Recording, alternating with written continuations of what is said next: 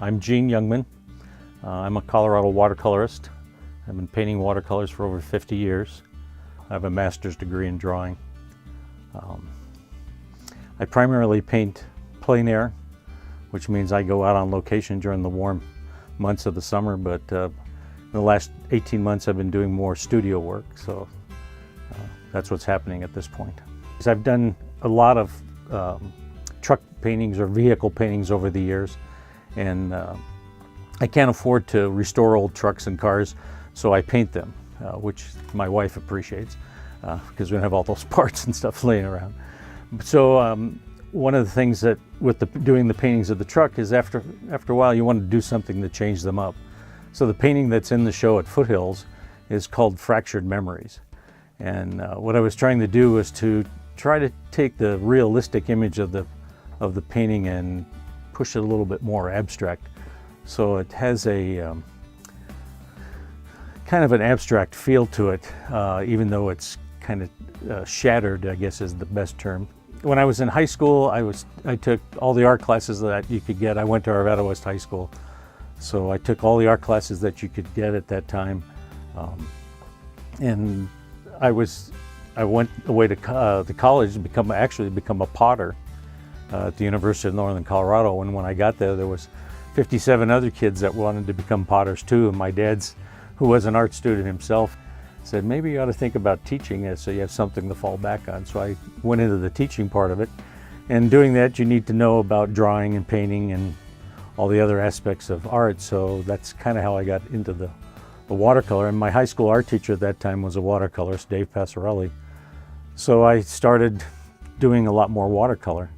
I got my master's degree in drawing from UNC in 1979, and during the summer months when I wasn't teaching, I would go out with Dave and we would just paint along the Front Range.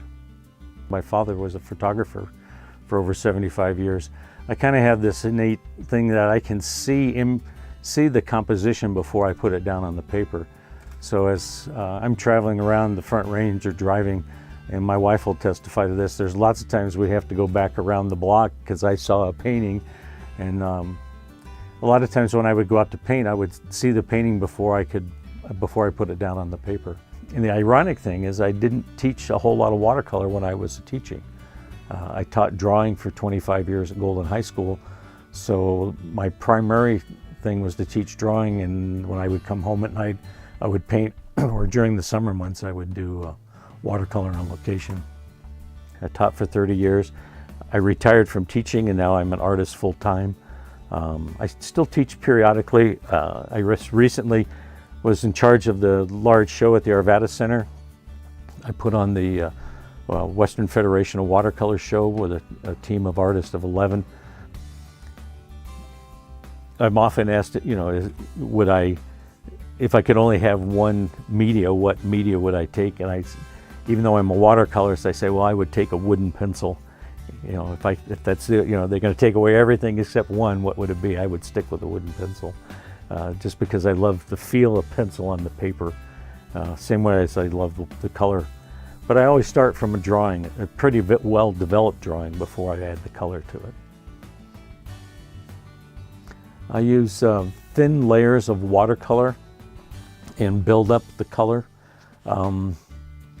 That requires some patience, and it also requires a good paper.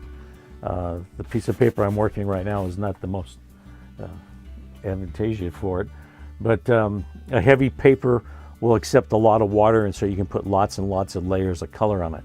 I like that when the color builds up, it gets a richness to it that you can't get from just the straight color out of the tube. So that's why I do a constant glazing, one color over the top of another one. And that's primarily how watercolor started out. It was started out as being a transparent media, and that's the way I like to work with it. How do I get started becoming an artist? Get yourself a sketchbook and a pencil and just start drawing. Anything and everything that you like. It can be out of your head, it can be observation. That'll get you inspired. And then if you decide you want to paint, you've got some references you can go back and paint. If you want to continue drawing, you can do that. Teaching for 30 years, 25 years at the high school, I taught over 10,000 students, and I have a lot of them come back and always tell me, Boy, you were so right about using the sketchbook, and I still to this day I'll run to a student and say, I'm so glad you taught me how to use a sketchbook. So buy yourself a sketchbook and a good pencil and eraser and go for it.